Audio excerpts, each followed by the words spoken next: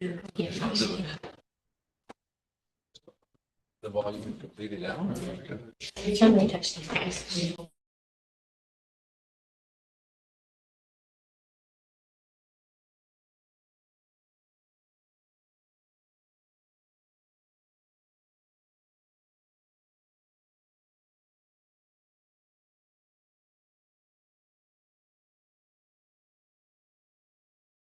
Oh, he can't hear you now. Try again. Jamie, can you just say something? Something.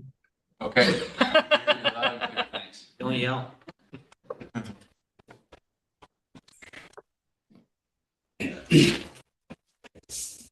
I did it last time. Lisa? Yep, good.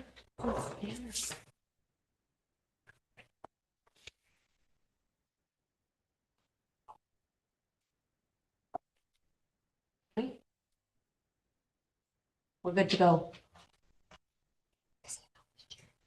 Jamie, will you be chairing, or would you like to pass it to somebody? I I think for ease, it might be easier if someone in the room were chairing. I don't mind chairing, Jamie, if you want me to take over. That would be fantastic. Then, Councillor Gagne, appreciate that. Hey, thank you. Start with line of law. So good evening, everybody. Welcome to the meeting of May 7th, 2024. Bonsoir tout le monde. Bienvenue à la rencontre du Conseil municipal mai le 7 2024.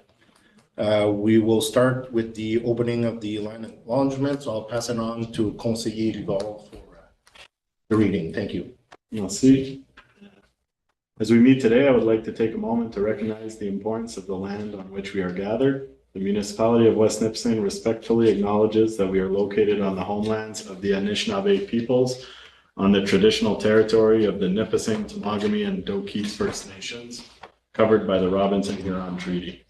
We honor and recognize their historical connection to the land and value their significant contributions in shaping and strengthening our community. We do this to reaffirm our commitment and responsibility towards reconciliation and improving our understanding of local Indigenous peoples and their cultures. Thank you, Conseiller Rivard. So we'll move on to, is there any declaration of pecuniary interest to be made? Hearing none. It is moved by Councillor Nicol and seconded by Councillor Rivard. Be it resolved that the agenda for Council and Committee of the Whole meeting held on May the 7th, 2024 be adopted as presented. Any question or comment to the agenda? All in favor? Passed. We will move on to item number 4, delegation and petition. So I would like to pass this on to and invite Michel Gervais and Sébastien Michel to present their request, please. Merci beaucoup, les gars. Good evening, everyone. Thank you for having us tonight. I'm Michel Gervais, I'm the president of West Nipissing Pride, and I'm here with Sébastien Michel, vice president of West Nipissing Pride. We're very honored for us to be here tonight and for us to be able to speak to you guys. Firstly, West Nipissing Pride would like to thank you guys permission for conducting the second annual Pride Parade here in West Nipissing, scheduled for Saturday, June 8th at 1 p.m.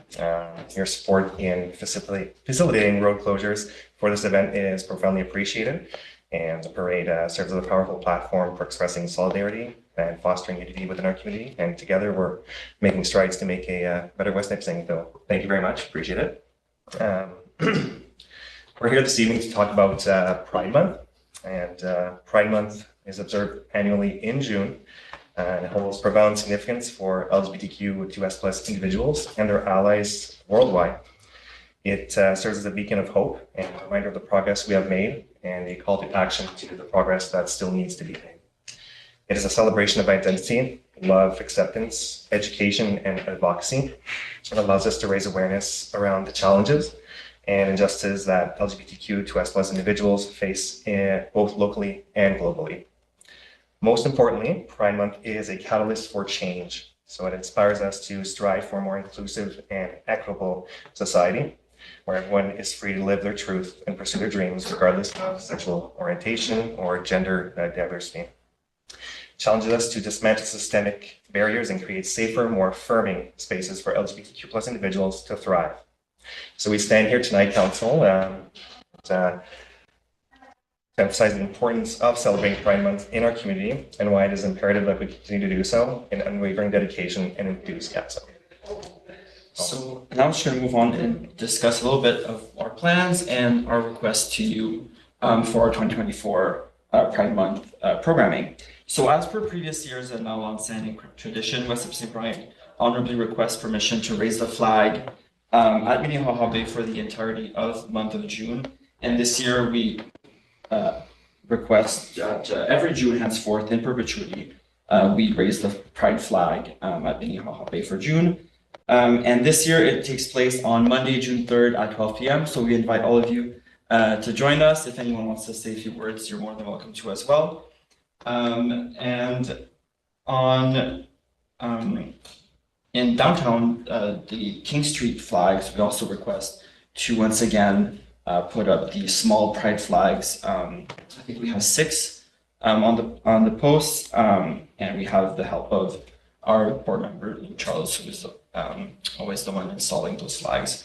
Thirdly, given the positive outcomes observed last year, we kindly request council and staff to enlist the support of municipal bylaw enforcement officers to install barricades at road closures before the parade and remove them once the parade is completed. And yeah, their assistance and presence will not only streamline logistical operations, but also provide reassurance to participants and spectators. We'd like to invite members of council and staff in creating a float again this year and join us for the parade. And having your presence in our celebration will surely send a message of inspiration throughout the community. Following the parade, we also cordially invite you all members to join us at Sonia's Patio. We're doing some karaoke after the parade, and it'll be a good time to just connect after the festivities and sing all together. And lastly, we encourage the entire community to participate during Pride Month every Friday by wearing their colors. You can post on social media, tag us, just to show a message, a simple but impactful gesture to amplify our message here at West Nipissing Pride. We thank you once again for considering all of our requests this year, and we're so grateful for all the ongoing support you've given to us over the years. It's going to be our 5th annual flag raising this year. It's awesome. So yeah, thank you so much. Thank you very much. Is there any questions by councillors? No questions? Perfect. So thank you very much. We need for the acceptance of the resolution. I'll read the proclamation. Okay.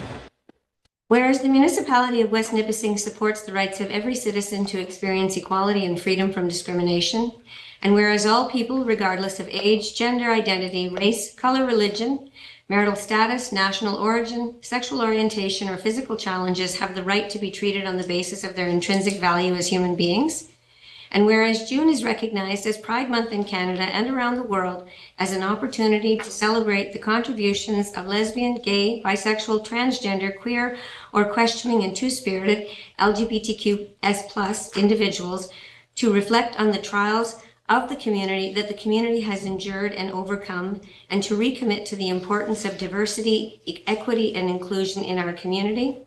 And whereas the LGBTQ2S+ communities contribute to the cultural, social, civic, and economic successes of West Nipissing, and whereas awareness and education are vital to end discrimination and violence based on gender identity and sexual orientation, the municipality of West Nipissing celebrates the ongoing efforts to bring awareness to the continued evolution of the West Nipissing Pride movement, while acknowledging that there is still much work to be done. Now therefore be it resolved that the members of the West Nipissing Council hereby proclaim the month of June 2024 as Pride Month in the West Nipissing municipality, and encourage our residents to reflect on the continued work being done by the LGBTQ2S+ community with their allies to ensure equity, dignity, protection, and freedom, and to celebrate their contributions which enhance our municipality and its communities. All in favor? Ben, merci Michel puis Sébastien dans votre leadership, c'est important pour toutes les générations. Vous êtes en train de mener le chemin puis pour la cause puis pour une bonne cause. So thank you Michel and Sébastien for your leadership. You're plowing the roads for everybody for this great cause. So thank you very much for your time. Much appreciated. Good luck. Thank you so much. Thank you very much, Mr. Chairman, members of council. Have a good night, guys. Appreciate it. So we'll move on to community of the whole with the general governments. So for the first item at 5.1.1, which is a surplus for municipal property for Scouts Island. So we'll pass it on to Monsieur Barbeau. Thank you, Mr. Chair, through you. I will probably pass on some of these specifics to either Mr. Poulin or to Mr. Charm. In the council term plan, council was one of their objectives is to look at a variety of properties and assess, reconfirm our need for them, or to make adjustments to their use, or to declare them surplus to our needs. And as Mr. Sharm indicated in the memo, declaring surplus to our needs, policies on how that is done. Scouts Island, which is just on the other side of John Street, just on the east side of the bridge of John Street, has been part of the town of Sturgeon Falls for quite some time. Back in the day, the land was a little bit larger, but was carved off to make some housing below Bain. And then, so what was left was this island right at the Upper Sturgeon, at the end of the Upper Sturgeon. In my tenure here, which is a long time, almost since amalgamation, I could tell you that we haven't really maximized the use of that island in any way, shape, or form. I don't even recall, and I'm not trying to bias you one way, as I became, we can rejuvenate, but I don't recall in recent years the use of it in any meaningful way. I know it's called Scouts Island, but I don't know the last time it was actually used as with the Scouts. I'll have Mr. Poulin perhaps expand on that. You also have before you, as we receive the facilities reports for most of our facilities, you have before you the report for the structure on Scouts Island. And if I'm understanding this fairly correctly, the work needed is approximately, is it 72,000? Or is it more than that? I know it has a replacement value of 608, but That amount is correct over a 5-year period. over a 5-year period. So we would have to spend 72,000 to bring it back into some condition. The lifespan of a facility like this, as indicated, is approximately 85 years. It was estimated in the 70s, so there's about anywhere from 35 to 40 years left. So as we indicated, we would be bringing facilities and properties that are surplus to what we believe the administration and the needs that we're presently providing service. So we certainly haven't been expending any funds there in any way, shape, or form for quite some time. So it then comes to council to have a discussion as to what future course of action we want to take with it. Do we wish to keep it status quo? Do we wish to start enhancing it and looking at certain programming with it, which will of course have additional costs to what you have there? Or do we want to declare it surplus and put it up for sale and collect some funds? Those funds, as you know, with some recent sales, then are used to consolidate and go into a capital replacement fund to assist the corporation with facilities that we are planning on enhancing use of or maintaining use of. And as the sale of the Cache Bay Trailer Park is set in reserve, this one would be set in reserve as well. So I leave that to you, Mr. Chair. Thank you. Is there anything to add by any other admin staff or pretty much it? Just the fact that we haven't seen activity there in probably 8 years now. The Scouts disbanded their local chapter and they returned the keys to us. They used to maintain that property. And then the club just stopped operating and they just returned the keys, and the building's basically been status quo since. Yeah. Okay, thank you.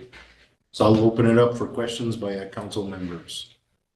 Any questions in regard to the report or the requests?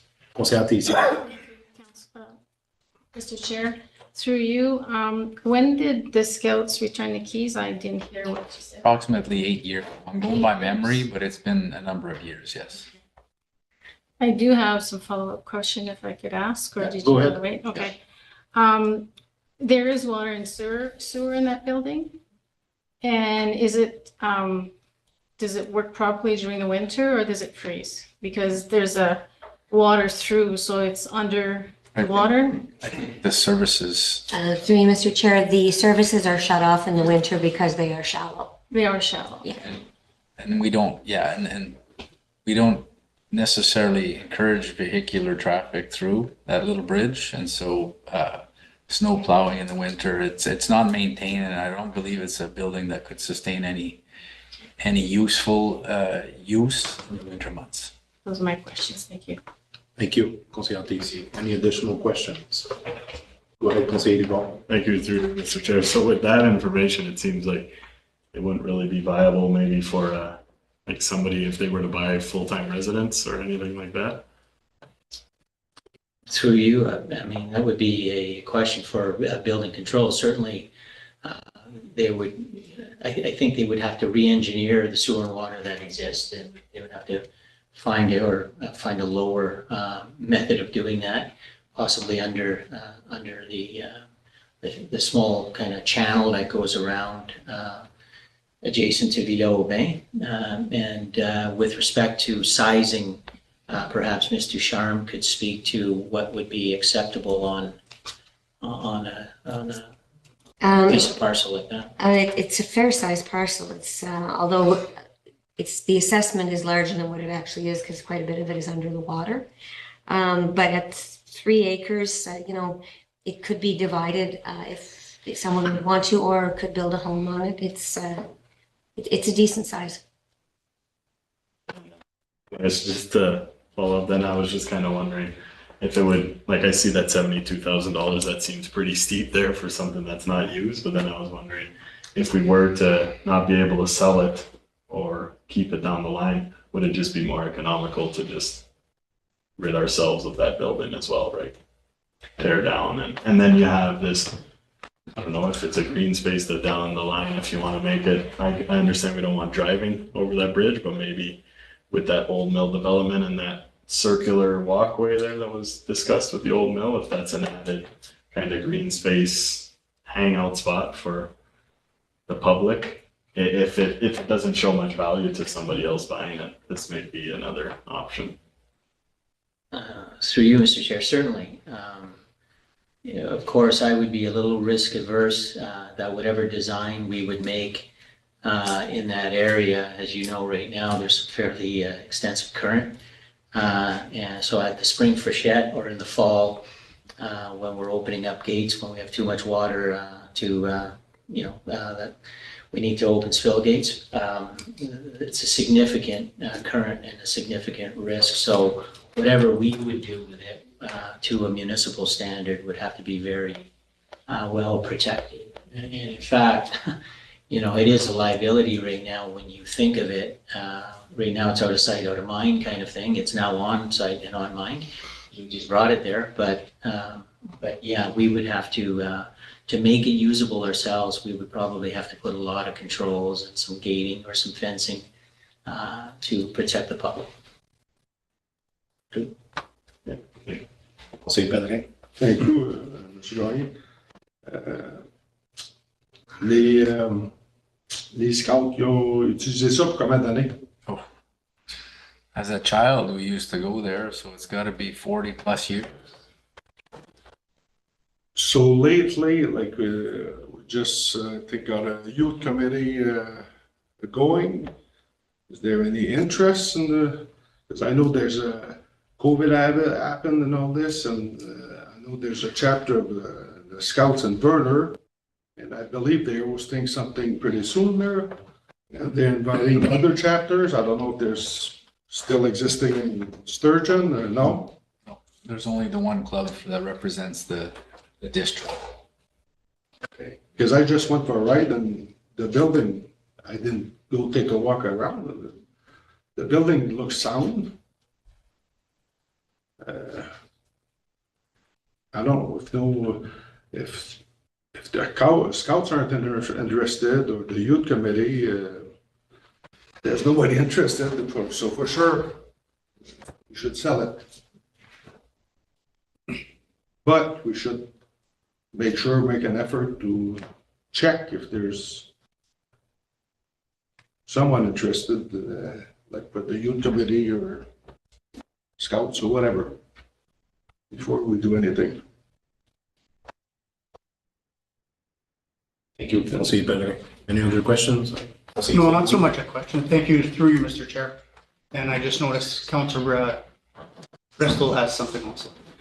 Just not so much a question as a comment that although I understand that, you know, we want to try to get some facilities to help our youth and our children, I think to err on the side of caution, like Mr. Barbu said, to bring youth or kids on that island that has the amount of current that has right now, we're not just looking at fixing the building. We're also looking at maybe adding fencing, adding some kind of barriers that they don't go play in the water. And I think it's a liability for us as a municipality. And if it's a surplus that provides us additional funding to put towards other assets in the municipality, I think that's a good idea.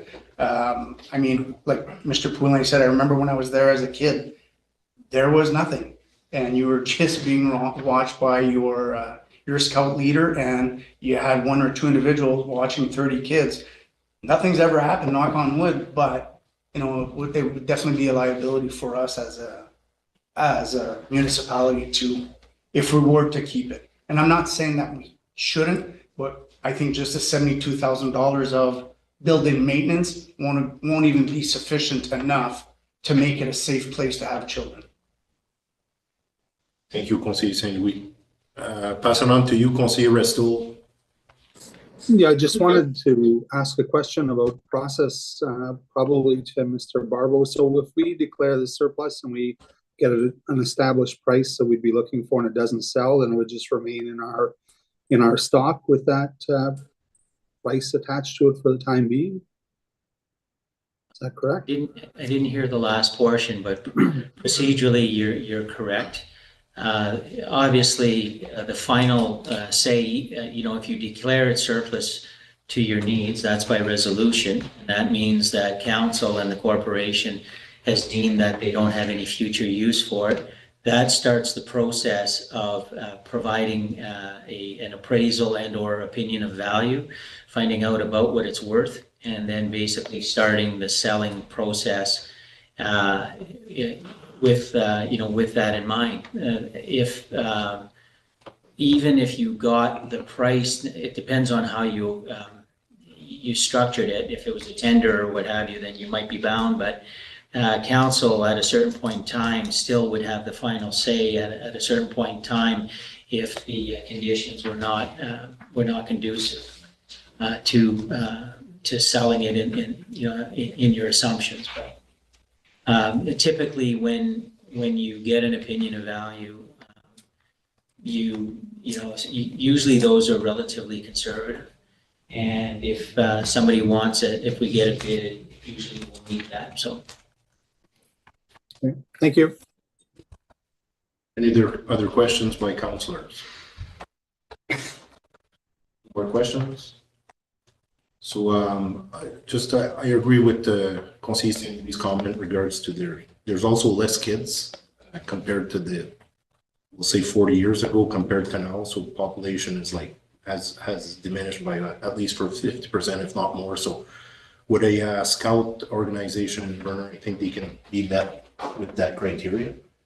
So I guess the administration is looking for direction to see if we can declare it surplus, have it evaluated, and you're going to come back with the evaluation to see if we want to proceed. So is everybody in favor of at least moving to get it evaluated and go from there? Is that what we're looking for?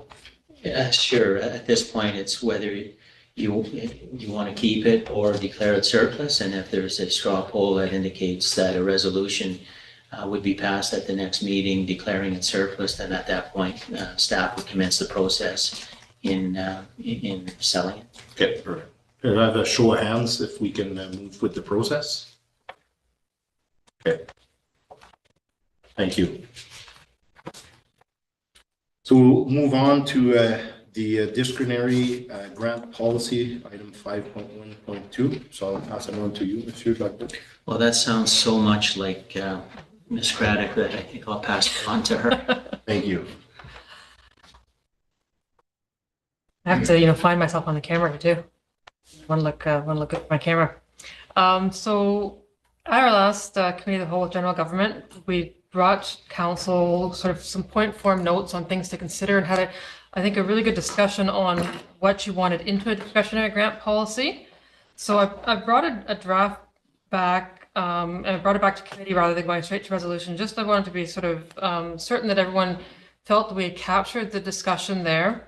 And the other is just when we look at what I thought council was trying to achieve and streamline all these requests and put all these requests through one process.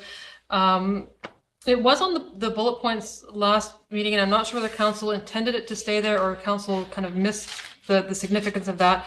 But under this policy right now, it speaks of sort of more like funding projects and not funding operating costs. And we do actually have a couple of relationships right now where we do fund operating costs, and absolutely council can capture those in a different policy or in a different format. But if council was looking for a one-stop policy, I was just looking for a little bit on whether this was a one-stop for those looking for one-time funding, and we were going to deal with the operating funding separately, or whether I just take out that line and make this cover both pieces. And so that's I was looking for that direction from council and any other thoughts that you have. Thank you, Ms. Craddock. So I'll open it up for any questions by council members.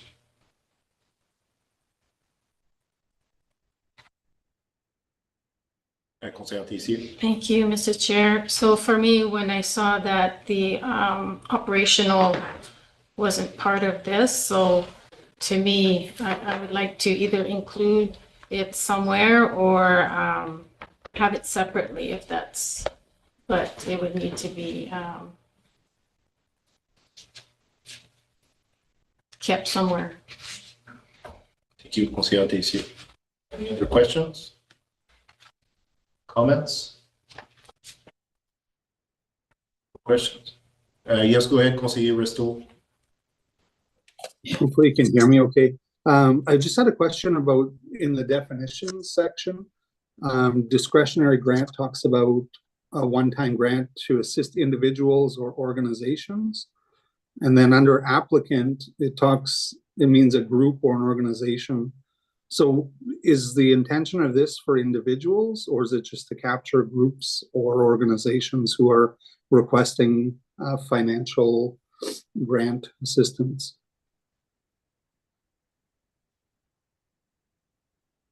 I don't know that through you, Mr. Chair, I don't know that we've ever provided grants to individuals. Typically, there's organizations, be it organized organization, does that make sense? Or not, but typically special events and those kind of issues. But I'm not sure we've ever provided grants to individuals. No. And actually, the rest of the language was moved to read grants, and that would just the individuals should come out of that definition. Unless council wishes otherwise, but that's yeah. Even, yeah, even if we flip individuals in that first definition for groups, I think that would Yeah. just remove the individual portion. That was all I had. Thank you. Thank you, Councilor Bristol. Is there any other questions or comments? No. I have a question. Would it be easier if we pull the discretionary grant policy and also the operational together? So at least we get to see the big picture in regards to all the requests that we have on a yearly basis? Or is it better to keep them separate? Mr. Chair, and actually, it was one of those where I actually had thought that council was looking for a one policy to cover all of it. And it was just when, you know, our corporate services officer had brought that proposal to council and no one had kind of bid on it last meeting. I kind of went, oh, maybe they actually want it that way. I think a one policy that covers both is actually better for you for the exact reasons that you said. So if that's kind of the general feeling, then I'll go back and just kind of massage that part for it. Yeah. Does council want just the one policy that covers both? Is everybody in agreement with that? Okay. So perfect. Okay. So that's the only question I had. So anything to add, or that's it? No, I guess we'll move forward with the adjustments to a resolution next meeting. Okay, thank you very much, everybody. Move on to item 5.1.3, which is policy amendments. So the first one is in regards to policy 2008/375, which is the banking policy. So we'll move it to. It says banking. If that's okay, Monsieur. She's the treasurer, banking is hers. Thank you. This one's actually a fairly simple one. We have a banking policy that's in place now. You know, and it speaks to, and I suspect, you know, this came in at a different time, and we certainly aren't in a spot where we create bank accounts very frequently or need to go to bank accounts. And so the policy just sort of, again, notes that the signing authorities are done by bylaw in a different time and different location, and those signing authorities are updated from time to time. It speaks that the corporation needs to establish new accounts by resolution, so we're not just going off, and the banks all require that. If I'm going to go to the bank as a corporation, they're going to require a resolution, and certainly that puts control into council as far as what's going on, and just then reminding everyone that financial activities must be disclosed when preparing the financial statements, and the banks are a big part of that declaring financial activities. Okay, perfect. Any questions for the banking portion of this item? Straightforward. Perfect. We'll move on to funeral flower arrangements. Thank you. So you've got the policy that's in existence right now. And there are just a couple little housekeeping things that we found that as the, you know, the worlds and traditions and habits change. One is simply just renaming it so that it's not funeral, that it actually reflects memorial. We don't always see the traditional funeral that you would have seen in the past. In general, right now, with the limits that are there, when possible, so if there's an obituary or if we're in contact with the family, we will do the donation in lieu of flowers. But sometimes, you know, there aren't obituaries, there aren't that direction and things like that, in which case sending flowers for $75 is getting really difficult to do. And so just whether council wanted to look at those limits at all. I am also seeing that memorial policies, you know, in changing the name also address not just funerals, but those whole, you know, end of life celebrations, but also sometimes other communities have policies that just deal with life celebrations in general. So having babies or things like that, sometimes people include these types of policies. Generally, they say we don't see this more than a couple times a year. So I was just sort of putting some of those options in front of council to see whether you just wanted to just update names on stuff, or whether you wanted to look at the entire policy. Thank you very much. Any questions by council members? Go ahead, Councilor. Thank you, Mr. Chair. So this would be for all staff members, or? So sorry to cut you off there. So if you look at it, it specifies who it applies to now. So it's members of council, including members of immediate family, prior mayors, municipal employees or members of their immediate families, and retired employees. And then it defines kind of what immediate families are. That seemed fairly consistent against other policies I looked at, but I absolutely, if council wants to look at those, those definitions, then this is the time as well. Well, yeah, I just want to add that I like the idea of life celebrations and memorials being included, like switching the wording over. It is a important part of people's lives, right? So I see how that's an easy way to support. And I also see that $75 limit. Yeah, it is almost impossible, right? That $90 gets you a very small arrangement of flowers nowadays. So I'm not too sure what the number is. I'm not the flower expert, but I'd be interested to see, like, is it 125 or something along those lines, but for these special moments. Thank you, Conseil. Would you have a recommendation in the amount to increase? Like, should we at least double it, or something we want to check further just to see what the amount would be, and we can bring it back to the next meeting? It's a sort of a two-part one, whether council wants to set a limit based on budget and constraints and what your amounts are, which then drives what kind of, or if council wants to say, yeah, what's the a regular arrangement. I know I did see just on a personal, I did see stuff go through for about $90 recently, Mel. I don't know if you've got any better idea. We certainly could do some more inquiring. Through you, they've been very good to us at the local flower shop to accommodate our policy. But as was indicated, a small arrangement like this is almost $100. So I would think at least 125 for something reasonable. Okay, thank you. Any other questions by council? Go ahead, Conseiller Resto. I'm going to make a suggestion, and I'm not an expert in this area, but I'm just looking at, I agree with the 125. I think we're looking at a policy that's almost 25 years old. So catching up a little bit, and we don't do it very often, and that's good that we don't have to go to this. It's not something we like to see within our community. But question just regarding the definition. And I'm just going back to our delegation that we had today, and can we include maybe partner in there as well? Rather than just the specific terms from 25 years ago?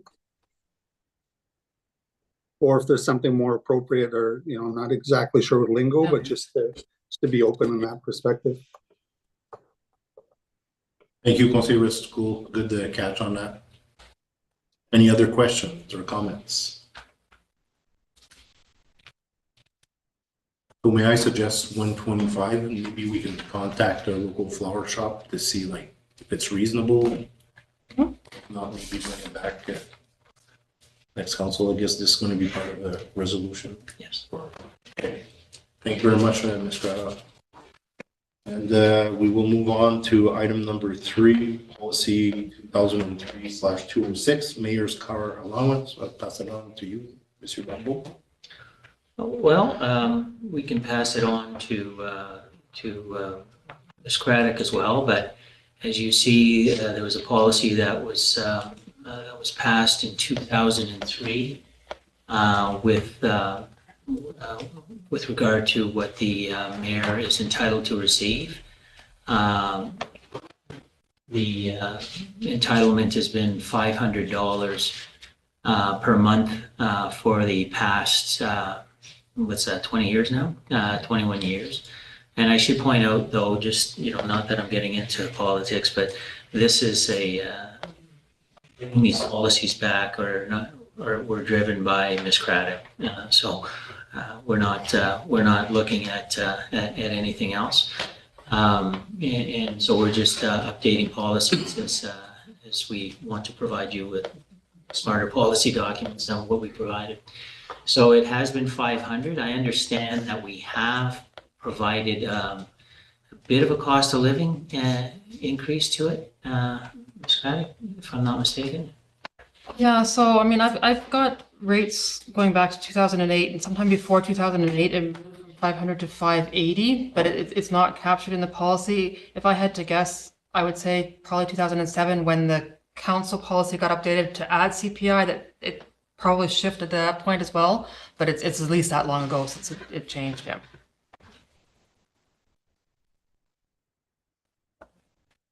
Thank you.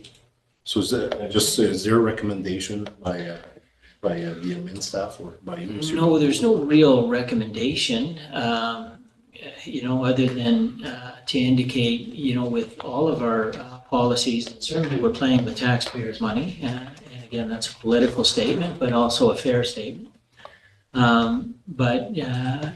There's certain, and that's why we're looking at a variety of, council expenses, council salaries and certain things. There has been a certain inflation that has happened in the past. I think all councillors do a fair amount of work. I'll say this, flattering position for those who don't know how much councillors work for the money that they receive. It's a stipend, but they actually put in a lot of time at meetings, going out to represent constituents and so forth. The mayor is the only position that's elected at large, so he or she have additional travel expenses and duties that individual councillors don't have. So it really is up to council, what council feels comfortable. If you want to remain as is, that's fine. I probably recommend updating the policy to what it currently reflects at a minimum, or look at perhaps an amount. But I'd be a little careful personally to suggest one. I've been here a long time for a reason. That could be career limiting. So, thank you, Monsieur Barbeau. So the current policy, or the old documented policy, was 500. Went up in 2003, went up to 580 in 2008. So I guess we're looking to see if there's an appetite to increase the mayor's car allowance for her. Please go ahead. What I'd also like to add further to Mr. Barbeau is that at a minimum, I'd like to at least match what we're doing right now. We are in the process of this RFP that's circulating for council compensation right now. And so if council says, yeah, let's update it to the 580, we want to park it till we have the council compensation, then if council wants to provide some direction to me on whether council wants to think about continuing just compensation for just the mayor, or whether councillors should want to have some type of car allowance, and then we can build that into the conversation when we are looking at the compensation. I just wanted to remind council that compensation review is going to be coming back shortly for an award as well. So we're almost at that stage. Okay, thank you very much for that comment. Much appreciated. So I'll open it up to questions. Conseillère Tessier. Thank you, Mr. Chair. Just a suggestion, not knowing the expenses that are incurred, do you compile a report as to the expenses, let's say throughout the year, or once it's maxed at 580, you don't collect anything else to give an idea of what total expense would be, let's say, for the year? So the 580 is a car allowance, so it's a taxable benefit. It's not based on submitted expenses. So that's just for insurance, maintenance. It does say gas. Yep.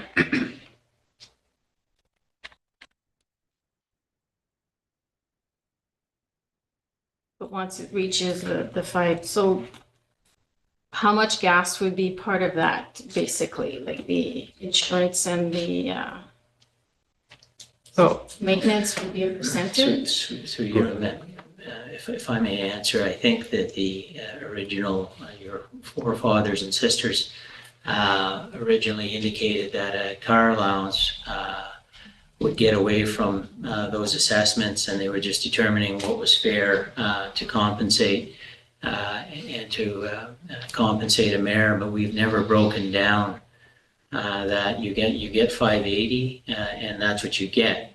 So if you're spending 800, you get 580. If you're spending 400, you get 580. So we don't break it down or ask the mayor to submit any documentation or receipts. And I would suggest to you that, one mayor may drive beat up Chev. Sorry about Chevs.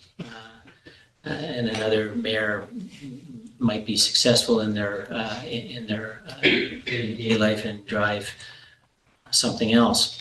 So, you know, to break down insurance, and it's kind of not really really easy to do nor fair. So you kind of just draw a number out of the hat and say approximately what you think?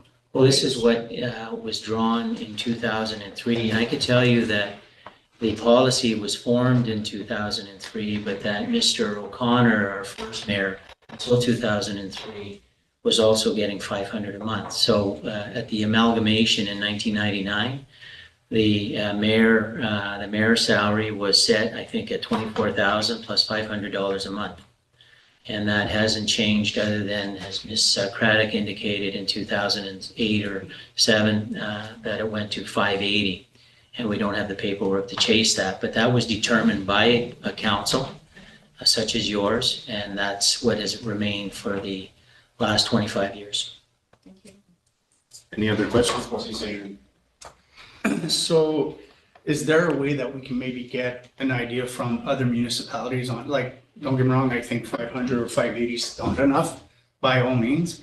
However, like yourself, I have no clue on what that number is. So is there a way to find out from other municipalities? I think the suggestion, if I may recommend on this one, is that we grant the Treasurer Director of Corporate Services suggestion to have people who are reviewing this with similar sized municipalities, and they do it in a fair manner to determine these types of things. And we just include those types of expenses in the report that would come back to council. And then at that point, Councillor Singleton, you'd be armed with all of the data, not only for the mayor, but also for your. And just really quick, as a follow-up, like Ms. Craddock mentioned, if it's something even for us as councillor, I personally myself could care less about the car allowance for me. That's just my opinion. Okay, thank you. Any other questions or comments? Councillor Resto? Yeah, I think I'd concur with the suggestion by Mr. Barbo. If we're going to be getting a full report on a whole bunch of other areas of finance related to council, I don't think it makes much sense to change something tonight and then possibly change it again within a month or so. So I'm probably okay if we defer this to have it included with the other discussion on other financial matters for council. Okay, thank you, Councillor Resto. So can I at least get an agreement that we update the policy to reflect the 580 that's been there since 2008? Because it doesn't look that that's the correct number right now in the policy, That's correct, right? yeah. So can I have a show of hands if people are in agreement that we put it to 580, which has been the cost? We're good? Okay, perfect. Is that good, Ms. Craddock? Yep. We need it? Perfect. Thank you very much, everybody. So we'll move on to item 5.1.4, which would be offer to purchase municipal property, Principal Street in Vernon. So I'll pass it on to Sean, if that's okay. Yes, it certainly is. Thank you. Thank you, Mr. Chair. Attached to your agenda is a summary sheet and a copy of the letter from the requester regarding the property. This property is located on Principal Street in Vernon. It appears from a title search that there was a piece taken off of one lot and added on to the other lot. So this property is actually the site of the former hotel in Vernon. The lot that it sits on is a little bit deeper than all the others on the street because a piece was added to it from the lot above it. What is being requested is that the lot adjacent to it would like the 30 feet back that was transferred onto the hotel property some years ago. The property is currently vacant. The hotel was demolished in 2016. Fire. Yeah, Conseil Pellerin. Thank you, Mr. Gagné. Oui, je connais bien ce là. On a passé bien du temps là. I don't see a problem with it because it's just returning a piece to the original property. And if I'm not mistaken, this lot came for sale as a surplus and it never met the minimum bid, so it didn't sell, right? It was actually a tax sale, a failed tax sale. Okay, but it didn't sell. So sure, it's probably worth more today, but I don't see a problem with it. They won't compromise the price if we do sell it again. The original sizes will still be there. That's my comments. Thank you. Any other question, Conseiller Saint-Louis? So just to clarify, the person that it will be transferred to, they're not purchasing it, we're just giving them that? No, portion? it will be, They'll be purchased? that's correct. Okay. Thank you. Any other, Conseiller Hubert? The blue area, 30 feet, not the entire, The 30 feet. okay, the 30 feet. So I know the mayor's not here there, but I'm sure she'd be proud of me saying, I also like straight lines and stuff like that. So that would add up. Everything would all be equal on that property as well. So I think it makes sense. Thank you, Conseiller Hubert. Any other questions or comments? Conseiller Nicole? Through you, Mr. Chair, I also agree that it should go back to the previous owners. And like Mr. Rivard, or Councillor Rivard said, I like the look of the line too. That was bothering me. Here. Thank you. Thank you very much. I have direction. Any other direction? Thank you. Okay, perfect. Thank you very much, everybody. We'll move on to item 5.1.5, which is the administrative monetary penalty system. So I'll pass it on to you. Yes, Mr. that Valley. would be me. So there's a fairly extensive document that was sent to you the day after the agenda was sent. I believe we spoke to this matter before, and we're going to look into the feasibility of looking at the administrative monetary penalty system, or they call it AMPS. You have a report that's fairly extensive. I had taken the liberty of visiting the municipality of French River, who has been implementing the AMP system for approximately a year now. And I think that you can see, how it is operated. It's a fairly complex, if council decides to move forward, we would have to develop a bylaw and develop the system itself in order to implement this system. But basically, again, I'm probably going to be a little bit jumbled here. I can just read this, but I'll add a few things that in the late 90s, the provincial government downloaded, except and this was a revenue neutral or a revenue positive initiative that they undertook back in the Harris days to download a certain portion of the court system to the municipalities. And the Provincial Offences Act was downloaded to municipalities.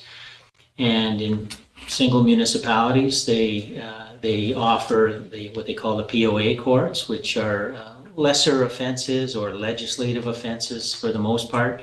Criminal offenses, Highway Traffic Act offenses. No, actually, Highway Traffic Act is included as well.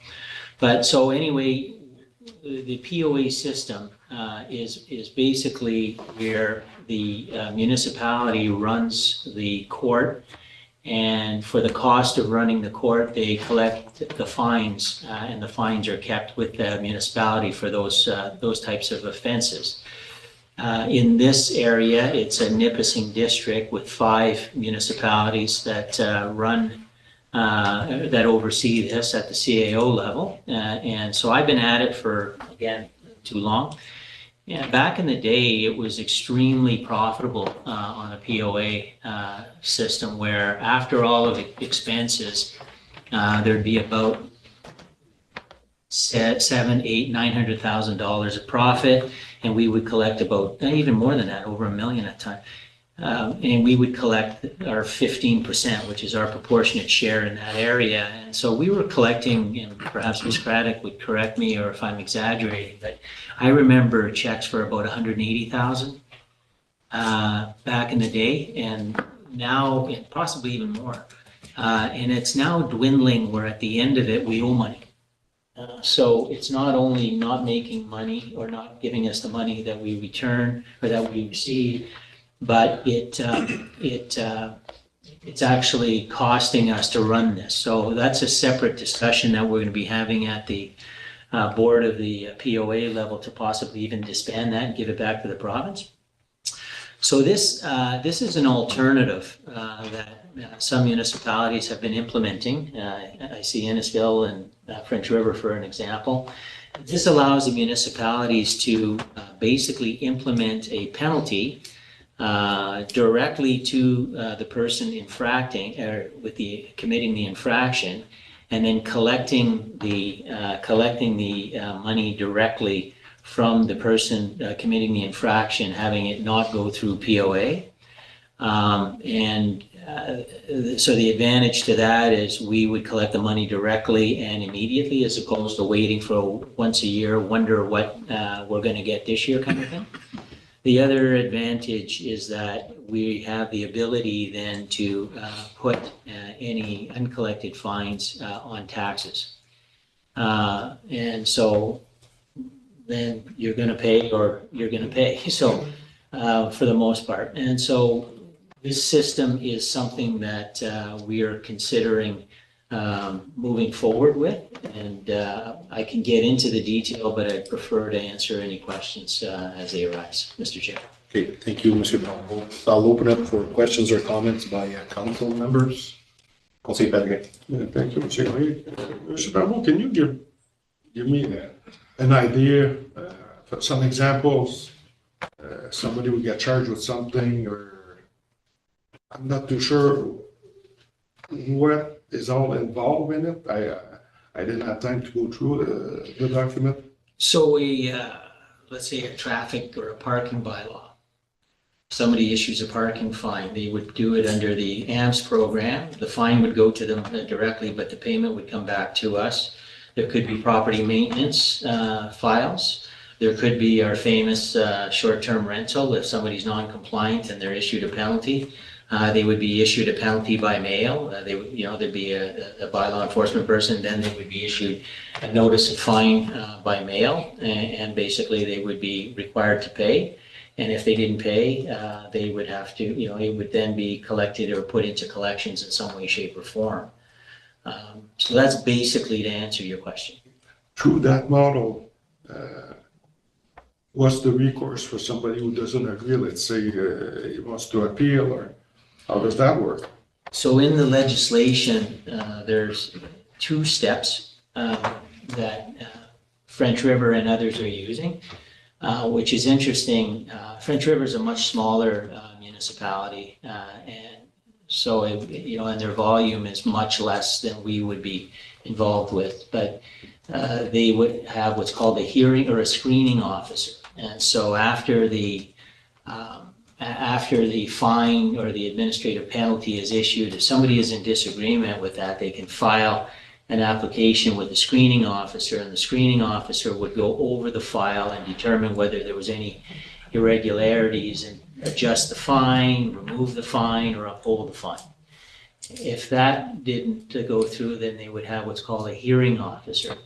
And the hearing officer would be like kind of a quasi local kind of little judge dealing with this. And they would go over the evidence, and then they would make a final determination as to the penalty. So there is a system that comes into play. I don't know if it's the appropriate time, but I think the report also indicates that it is an administrative penalty system. So typically they want to depoliticize the issue. So typically it's taken out of council's hands and it's put into administrative and or independent hands to properly manage the complaint as if like judicial. It's not your brother, or that's conflict of interest, but somebody that versus it takes that away and it becomes impartial and independent. So it would involve hiring at least one person or more. I'm just thinking, through that system, are we changing 4 quarters for $1? Just, Through you, Mr. Chair, I am not certain that we would be necessarily hiring anybody. We would be assigning a workload as a screening officer for that. And then if somebody was really to appeal it, past that, there would be a hearing officer that is usually external to the municipality, a little bit like not a lawyer, but somebody who would have knowledge of municipal bylaws and have experience in municipal bylaws. And they would then be the final overseer. French River typically or has had a former or an employee, I don't know who that was. Right now the position's vacant and they're looking, but it was a municipal employee that had experience in municipal bylaws that would be scheduling hearings. And then they would be listening to evidence and then charging at an hourly rate. so right now, the system we have, if somebody breaks a bylaw, what's the system now? For the most part, the fee or they can come and pay, they're coming and paying here, but we're providing it to POA right now. So for things like parking tickets, you know, if they can come and pay here, if they pay here, if they don't pay, then it gets sent to North Bay and they go through the collection process and they it might take as long as plate denial before we get some of those tickets paid. For things that are not parking, we do less of it because it's a more arduous process right now. This is a much simpler process, but they do, you know, find their way into the courts in North Bay and eventually find our way back to us. Yeah. So like if you're looking at, you know, in business, it's called cost of goods sold, you know, what your overhead is. In North Bay right now, they have a prosecutor full-time dealing with this. They have POA court, they have POA security, they have, you know, justices of the peace that come in and listen to these appeals and all of that. All of that is the cost of goods sold for your tickets. Now, not all of those go through that process, but you know, when we have been charged with MOE violations, that goes to court. So there's a violation that is charged and that goes to court. Those probably would still go POA because they're very complex, but some of the lesser ones, we wouldn't have to pay all of that overhead and collect it more directly. That is theory. That is, you know, that is put forth here. Thank you. Good. Now, I have to be honest with, I hate that term, to be honest with you or forthcoming with you, you know, French River is not us. And so we are not quite 100% sure. We have to do a little bit more work on the analysis perspective before we determine that, you know, it's changing 4 quarters for $1, you know, so we'd want to make sure that, you know, how this would work a little bit more. We've assessed French River. Innisfil is also doing it, but there's still probably a few unknowns that we're looking at as well. I don't know, Ms. Craddock, if you have any additional. Just going back to your first comment about, you know, what are we doing?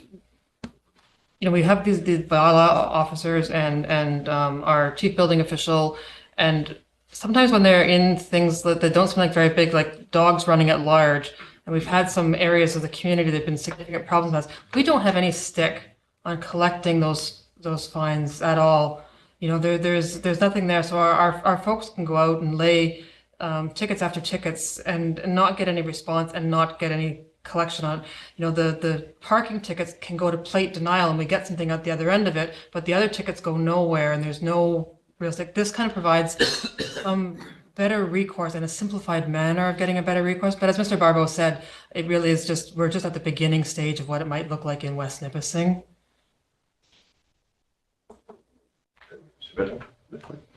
CRTC. Oh, thank you, Mr. Chair. Will you be looking at comparing with other municipalities that have or have gone to this process for more than a year, like that are comparable to us? Well, I think we need to get more information, so certainly, I'd like to get a little bit more operational detail. It was easy to get a general overview from French River, but, as I indicate, they have one clerk, they're reporting to a CAO who are able to handle it, and their volumes are quite a bit less in terms of enforcement. They also share bylaw enforcement with Sudbury East, so they're not even, big enough in their own right. I believe in a year, Ms. Bouffard indicated that I believe they collected $6,000 in a year. So that's really on an order of magnitude. The larger we get, we're much more urban. We get exponentially more calls, as you can appreciate, and that's why we have the 2 bylaw enforcement officers that we have, and they're working very hard right now. Thank you. Conseiller Hubert. Thank you, through you, Mr. Chair. I'd just like to add kind of an agreement with what Mr. mentioned. I spoke with a couple councillors and staff members from French River, and they really love this system. They say it actually, like Ms. Craddock said, gives them a little bit more stick, and I understand that. Being in enforcement, it's sometimes very difficult to either issue a fine or know that it's going to amount to something. And I know that some people in the community here have been complaining about certain property standards, dogs, all sorts of things. And if it is a hard time to, make a fine stick, then this may be the system that'll help. Systems evolve, they change through times, processes evolve as well, right? So this may be the solution to try and help our municipality have more of a backbone when it comes to these things and obtain that money and make people comply. But I like the idea that, maybe I like the honesty that you'd like to look into it a bit more and make sure that this does work for our community. But after speaking with French River, it sounds like a really great idea. I'd like to hear more. Thank you, Conseiller Hubert. Any other questions or comments? Hearing none. I agree. I think it's a great idea. Thanks for bringing this up. I think we can kind of manage and collect those fees, which are in return going to be money put in our pocket. And hopefully everybody follows the law, but that's not the case, unfortunately. So I think it's a good idea. So I think we're in agreement to move forward for this one. Thank you very much. I'll now move on to the portion of the regular meeting, item number 6, which would be the 6.1 consent agenda. It is moved by Councillor Nicol and seconded by Councillor Rivard. Be it resolved that the Sorry. Oh, did it? Oh, sorry. Sorry, I forgot item 5.2, which is Economic Development Committee, 5.2.1, Courcelles Road surplus property. So I'll pass it on I'm the other board member, I guess. to Conseiller Hubert as chair. Thank you, Mr. Chair. Number 5.2.1 is Courcelles Road surplus property. Imagine it's just an update from the Economic Development Committee. I'll pass it over to Mr. Bouget.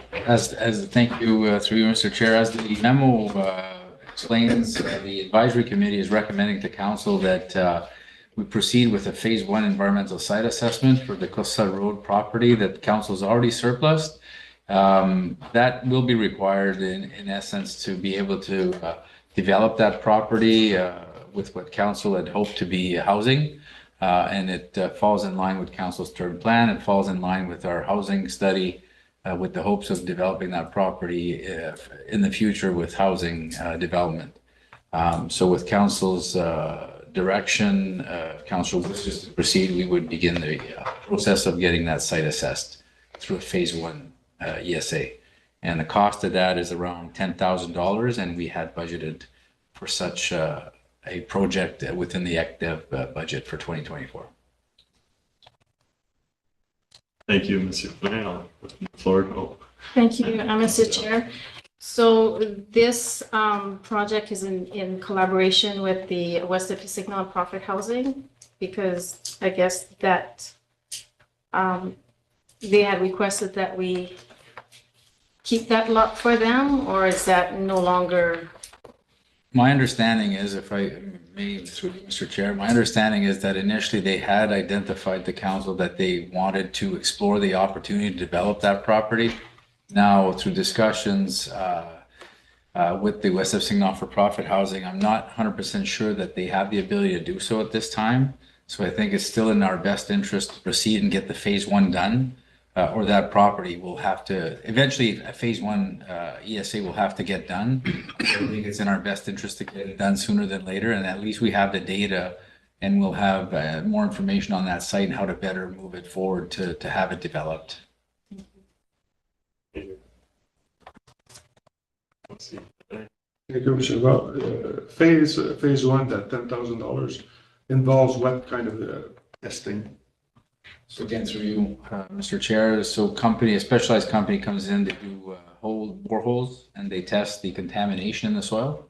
And so they'll make holes in various strategic locations within that. Yeah, actually, phase one. Oh, phase one, yeah, sorry, yeah.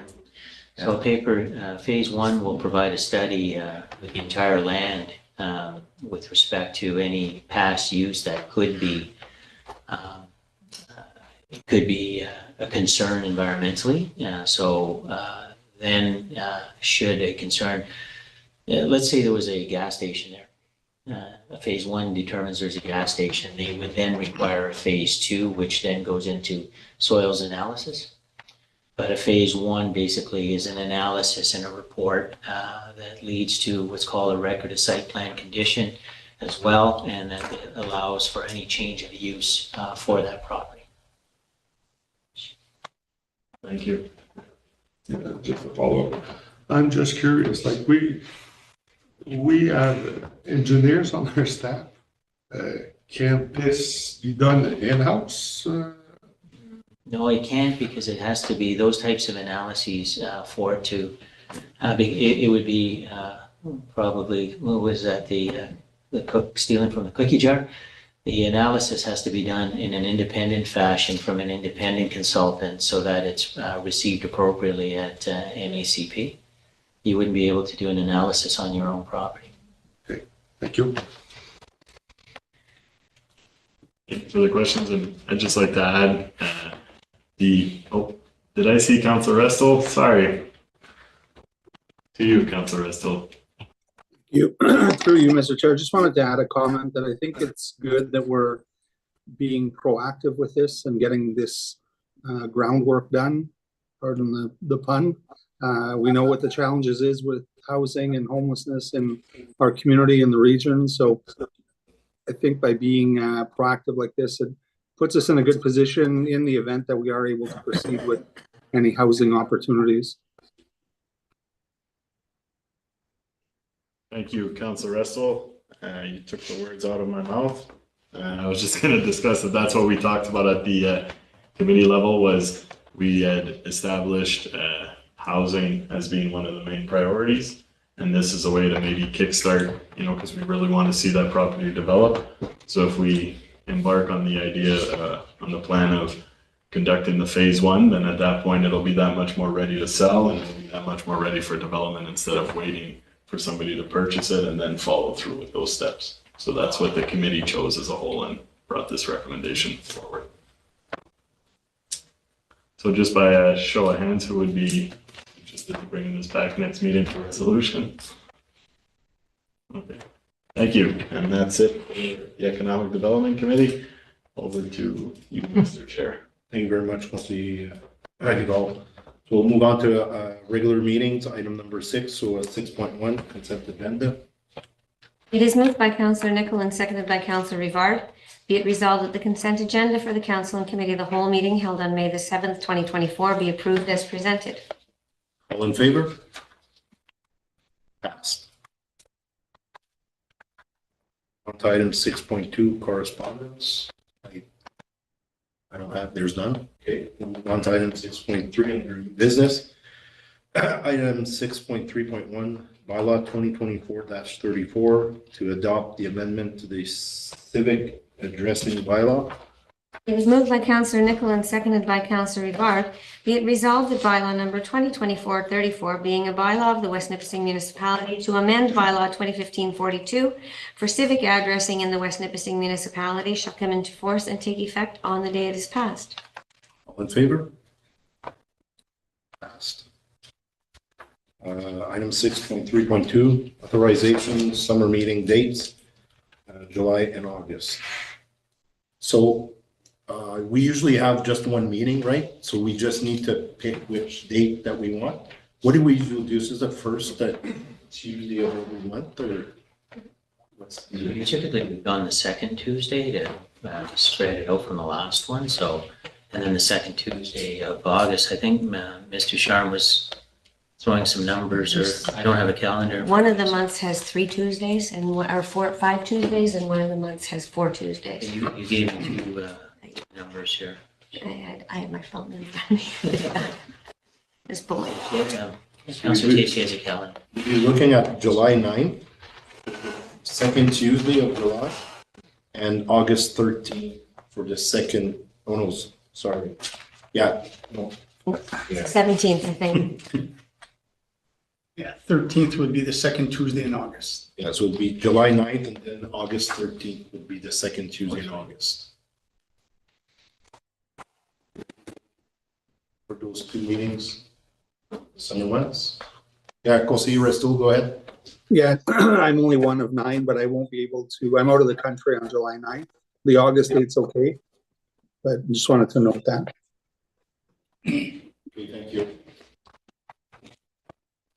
Conseiller Duval. Just looking at last year, we did the second Tuesday, the second Tuesday of the month with 4 Tuesdays, and the third Tuesday for the month with 5. That's what we did last year. But these 2 dates work for me as well. I would only point out that in August, AMO is on the 18th of August to the 21st, so the selection of the 13th is probably a good one for at least August. Conseiller Perrin. Thank you, Mr. Lange. Why not just keep our regular first of the month meetings? Just on July, it's the 2nd of July would be the first, which is right after Canada Day, so some people can take holidays. So would we be okay with July 9th and August 13th? Okay. It is moved by Councillor Tessier and seconded by Councillor St. Louis. Whereas at the meeting held on May the 7th, 2024, Council considered the proposed dates for the summer council meetings for July and August 2024. Be it resolved that the following dates be set for the meetings of council to be held on Tuesday, July the 9th at 6:30 p.m. and Tuesday, August 13th at 6:30 p.m. All in favor? Passed.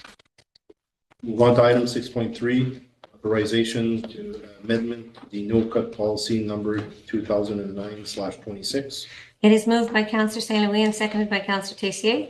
Whereas at a meeting on April the 16th, 2024, Council discussed proposed amendments to the no-cut policy 2009-268. And whereas Council concurred with the proposed amendments, be it resolved that policy number 2009-268 be amended and that the amended policy shall take effect as of the date hereof and hereafter form part of the West Nipissing Policy Manual. All in favor? Passed. Move on to item 6.3.4, authorization to purchase installation of 2 flagpoles in River Valley. It is moved by Councillor Tessier and seconded by Councillor St. Louis. Whereas Council reviewed a request from La Fédération des Femmes Canadiennes Françaises at its meeting of April 16, 2024, to install flagpoles Franco-Ontarian and the Canadian flag to be displayed at the corner of Forget and Highway 539A in River Valley. And whereas Council concurred with the recommendation of the Director of Community Services and Economic Development, be it resolved that Council authorizes the installation of 2 flagpoles at the corner of Forget and Highway 539A in River Valley for display of the Franco-Ontarien and Canada flags. All in favor? Passed. Move on to item 6.3.5, request to MTO to consider a 4-way stop at the intersection of Principal and Highway 64 in Verner. It is moved by Councillor St. Louis and seconded by Councillor Tessier.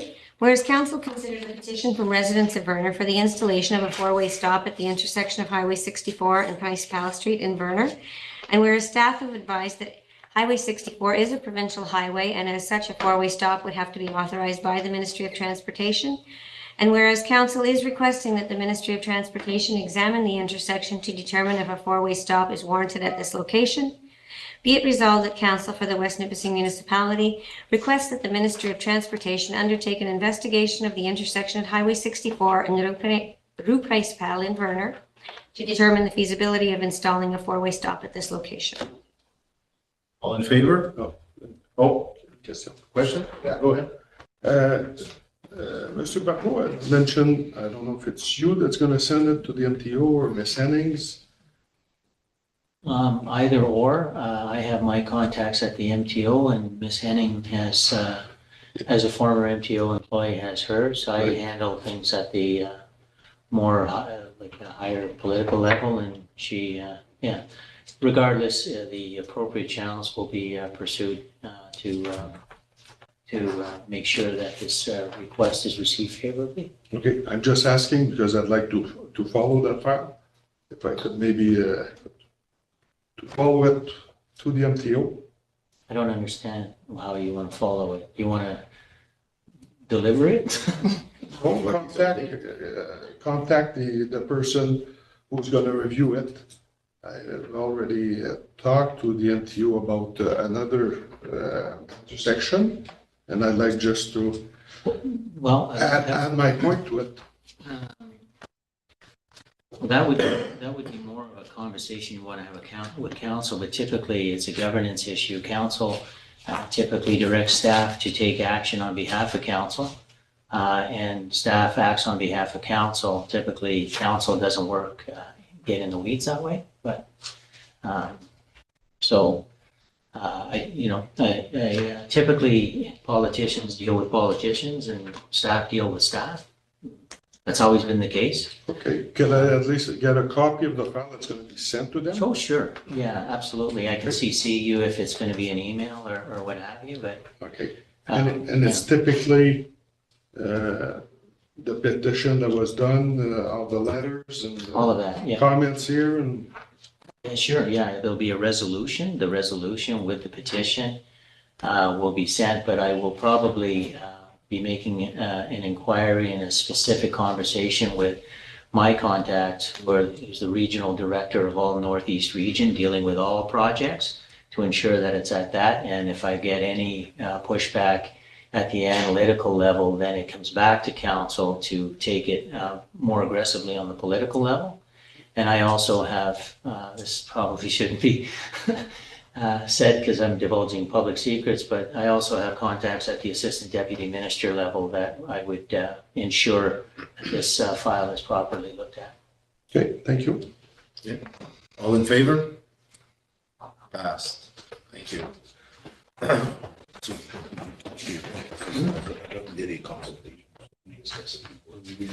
No, you read the resolution and then the discussion happens. Okay, thank you. So we'll move on to item 6.3.6 to award Cache Bay rink reconstruction. It is moved by Councillor Tessier and seconded by Councillor St. Louis. Whereas at the meeting of council held on April the 16th, 2024, council awarded the reconstruction of the Cache Bay outdoor rink to Deep Construction. And whereas there are two options for the reconstruction, namely one regular size rink or B, two smaller rinks similar to the current situation, be it resolved that council for the municipality of West Nipissing authorizes option A or option B for the reconstruction of the Cache Bay outdoor rink. Thank you very much. I'll open it up for questions or even comment from Conseiller St. Louis since he, I think, did a consultation with the residents of Cache Bay. So I'll pass it on to you, Mr. St. Louis. Thank you, Mr. Chair. So first off, I'd like to thank all the individuals that did show up at the meeting that we had in Cache Bay. I was anticipating between 25 and 30. They installed more than 80 chairs, which was good because I think we had over 50 people show up. During the meeting, it was basically almost unanimous that the preference will be a double rink, so the two smaller rinks. However, throughout the meeting, it became very apparent also that the biggest concern that our residents have in Cache Bay right now is the fact that we're gonna go from an asset that has approximately 9 months of use to an asset that will have only 3 months of use. Or if you take this winter that just went by. The concern is that it's gonna be a gravel pad and not an asphalt pad, which will take away the basketball courts and other options for the kids to be able to play and utilize the area throughout the summertime. We had a conversation in the past about building additional basketball courts, and I did go behind the school in Cache Bay.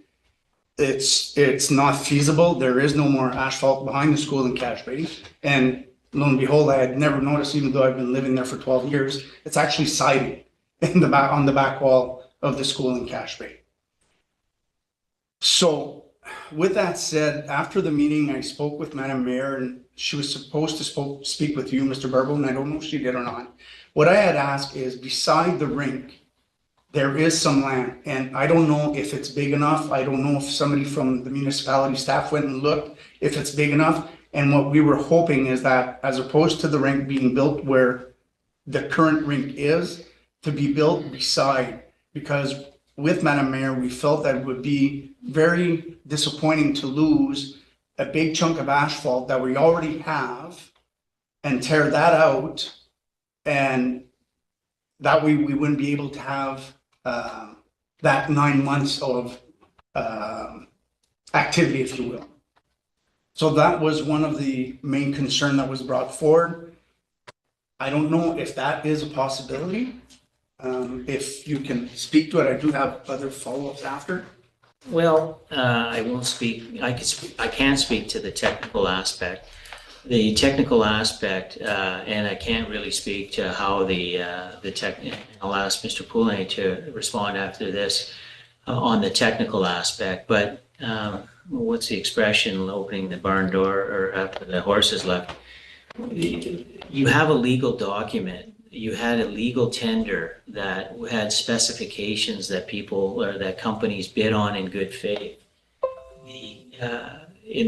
The question of whether it was a single pad or a double pad created some difficulties in tendering. Yet we were able to accomplish that in the meeting, and we awarded a contract. And so that contract now is legally binding based on the specifications that they bid on. So the only thing that we had that was that doesn't create a major liability to this municipality would be awarding rink one or one or two rinks. That was the only discussion that could happen. Some of the pre-planning, and again, and I know this isn't going to be comfortable or happy for those people who are expressing issues in Cache Bay, but the issue is that some of that pre-planning should have happened prior to the tendering, and whether it was going to be a multi-use pad or not. So with respect to the ability to approach the successful contractor, and whether the successful contractor is willing to honor his contract and make those what they would call change orders. If they were willing to do those change orders, really now is a legal issue with the contractor. It's the process that we followed, the tender that we followed, and the award that was followed now becomes a legal binding document where we are now on the hook for either option A or option B. And any variation from that could rupture a contract and cost this municipality quite a bit of money. Now, as for the whether Mr. Poulin did go beside and inspect, whether it changes the amount of granular, where it changes other things, I don't have the specific ability to comment on that. So technically, if I may, we would have to look at lot lines, try like how close to the road do we want to get if we want to save a pad, but that completely changes the scope of work that we tendered out. We'd have to do some geotechnical investigation to see the soil underneath and what we need as far as additional granular and compaction. And so that completely changes the scope of the tender that we issued publicly. So to Mr. Barbo's point, at this point, because the contract has been awarded by council, if we were to change the scope of this project, I think we'd be bound by law to honor what council's already approved. So typically that would be loss of profit. Is typically what case law would indicate. So you'd owe the contractor loss of profit, and you'd have to start at square one with an entirely new design. Go ahead, Councilor. Thank you. And for that, I 100% understand that, and I spoke to that during that meeting also, that there is, that we are tied, and yeah, it's on the time. Talking about it. Go ahead. Yeah. However, if we continue and we move forward with what we have, and I understand that, you know, that we're tied and we're bound by that. If the residents of Cache Bay can work, or is it possible for the residents of Cache Bay to work with the contractor during the construction, if they're able to fundraise, if they're able to get funding, to whether the one thing that came up, whether it's put Teflon on the boards as opposed to just the plywood, not change the plywood. The contractor can do what he does, but put Teflon, let's say if they fundraise, I don't know if it's 10 grand, 15 grand, whatever it is. If they're able to fundraise or find money somehow, that one side has a pad and there is no additional cost to the municipality. Is that a possibility that we could look into? And I understand the whole legal side of it. And if it's not, then okay. But it's just something that it's something that we feel strongly about, with the fact that we're going to go from a 9-month to a 3-month building asset, basically. Through you, Mr. Chair, I respect that, and obviously I respect the needs of the community, and certainly, obviously our recommendation and my recommendation and staff's recommendation, we're into the minimize liability cost, unnecessarily cost of the taxpayer. My recommendation would be, given how far we've gone, is to award this contract. And then in order to satisfy and attempt to satisfy, we could approach the contractor with some variations and then look at something after.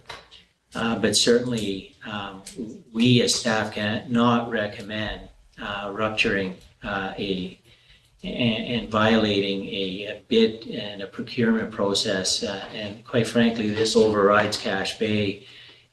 It undermines our entire procurement processes and the integrity of our procurement processes. So certainly you'll never get a staff person to alter anything at this point. And we certainly would recommend strongly to council against that, because you're incurring risk and liability. And I guarantee you will have liability. That being said, is there some option to have a conversation with the contractor? We can possibly have a conversation with the contractor and see what is possible, for sure. I don't know if I'm overstepping. I think through procurement practices, I would, like the contractor bid on a tender that we issued. Yes. And it's very specific. So right. I would advise council to proceed accordingly. Let the project see its completion as it's been bid on and approved by council. And after both rinks have been done, if the community wants to get together to make improvements to that, at that point we can look at it. But to start changing the scope, I would be cautious on that. Changing the scope and without agreement that our contractual obligations are fulfilled. And if there's any variation after that, is not incurring additional liability that's not sanctioned by council, then, so so if I can argue with staff in front of everybody for a minute, I do agree that the safe route is to just go ahead. But I don't necessarily see any liability to having a conversation on what may be possible given what you've approved.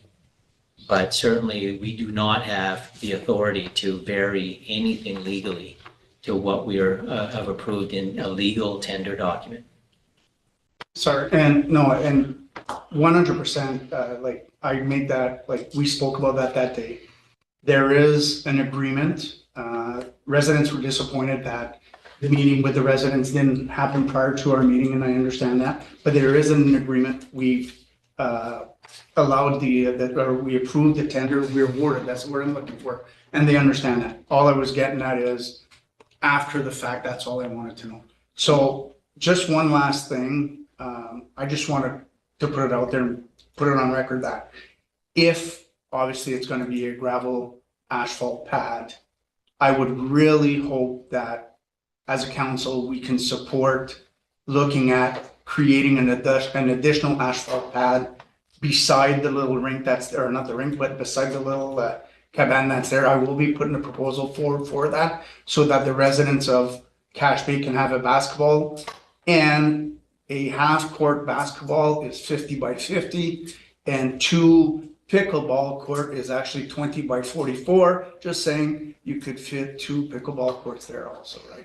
But I will definitely bring something forward to look into creating an asphalt pad so that the kids from the community are able to enjoy the summer. As long as it's clear that we have a legal tender document that we have to. Yeah. Thank you. Conseiller Saint-Louis. Would you like to add something, Ms. Crowder? I was just going to add more cautionary tales, but if the conversation is winding down, then I don't need to add more cautionary tales. Okay, thank you. Any other questions? Go ahead, Conseiller Duval. Yeah, through you, Mr. Chair. So just hearing all these ideas, back to the idea of 1 or 2 rinks being awarded. If there is this, like I do understand 5 companies bid on this specific tender, right? So if we were to change something, I know that doesn't look like the route that's going to go, but if you were to change something, imagine that one company C would have came in lower if it was asphalt, like a solid base compared to the company E. So that's why I would not want to, it's opening up a huge can of worms there. But another option, like I know there were 50 people who want a double rink, but if we also want that added infrastructure, maybe the option here, like not going to be a fan of anyone, but it's you go with the single rink, $14,000 less, and then you have potentially, if we can justify allocating that $14,000 towards that paved area or the little cabana in the future, right? Like you're still getting a brand new hockey rink. If anything, I understand 50 people said that they would prefer a double rink, but if there's some give and take as to what we want. If we want more infrastructure in this community, maybe that is the route. So that's why I'm mentioning I'm kind of for the single rink with the lower price point, and you're still getting a very nice rink, and then you get to potentially move forward with something else as well. And with the fundraising, so if you get 10, 15,000 fundraising, all of a sudden we may also be at $30,000, right, to cover that fee. And then I think everyone's a little bit happy there. You're not necessarily losing anything, and you're not gaining anything really, but I think it would be nice to have the 2 separate areas. Any other questions or comments? CLTC. Just to put a comment that, yes, we can't change a tender, that we got to proceed, but we could go with the 2 rink and then expand from that afterwards. So I'm in agreement with the 2 rinks and then developing another project to add what they're missing. Thank you. Any other questions or comments? Mr. Resto, no comments, no questions? How long do we have for questions? It's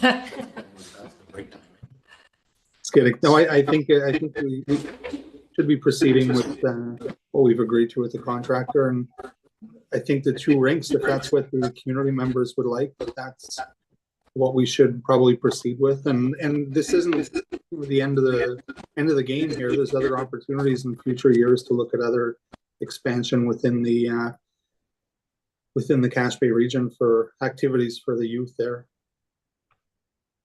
Thank you, Councilor Resto. I'll make my comments. I was very clear at the last meeting that we have a standard in place in West Nipissing where there's 1 rink. There's a schedule that can be made to accommodate hockey players and then public skating in a single rink. I don't think the added cost for a double rink is a need.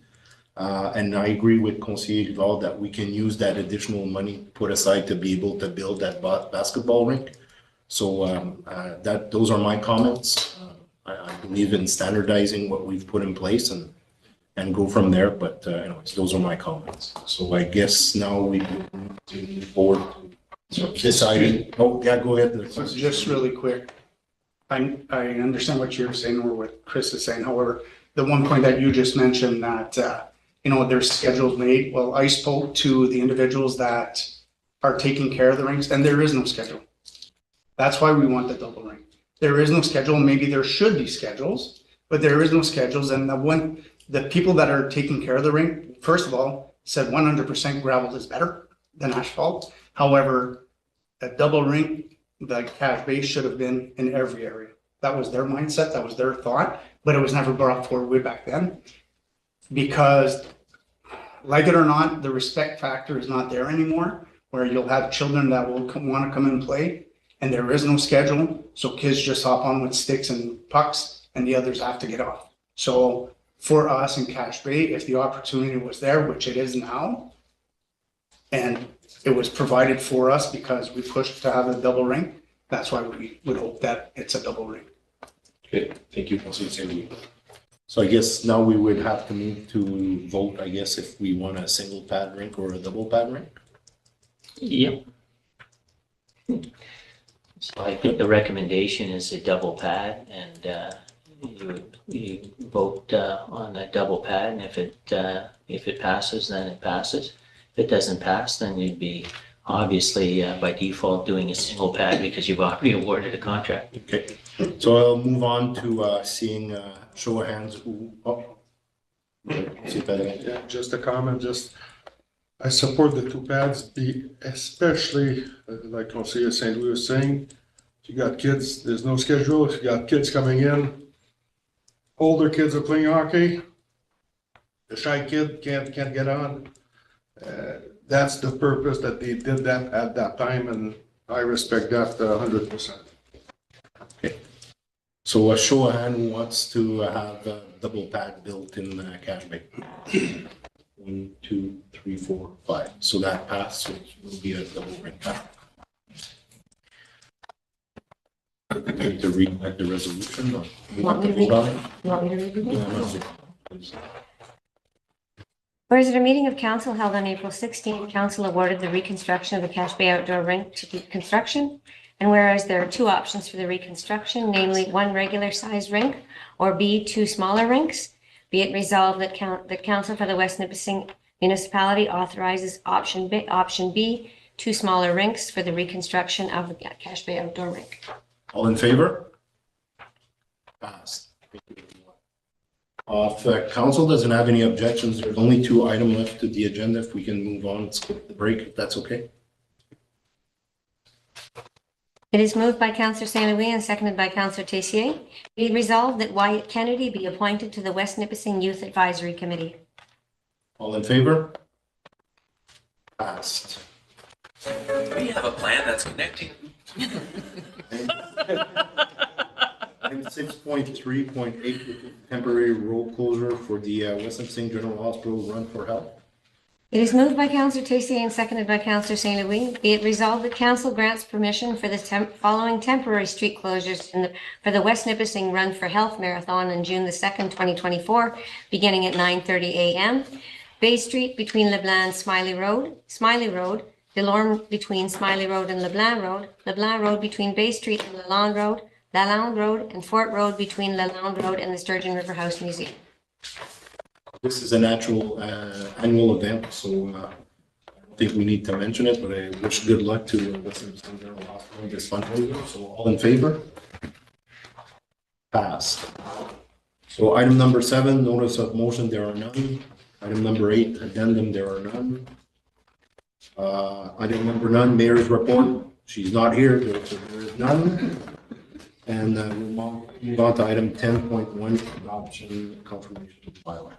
It is moved by Councillor St. Louis and seconded by Councillor Tessier. Be it resolved that bylaw number 2024-35, being a bylaw of the West Nipissing Municipality to confirm the proceedings of council at its meeting held on May the 7th, 2024, shall come into force and take effect on the day it is passed. All in favor?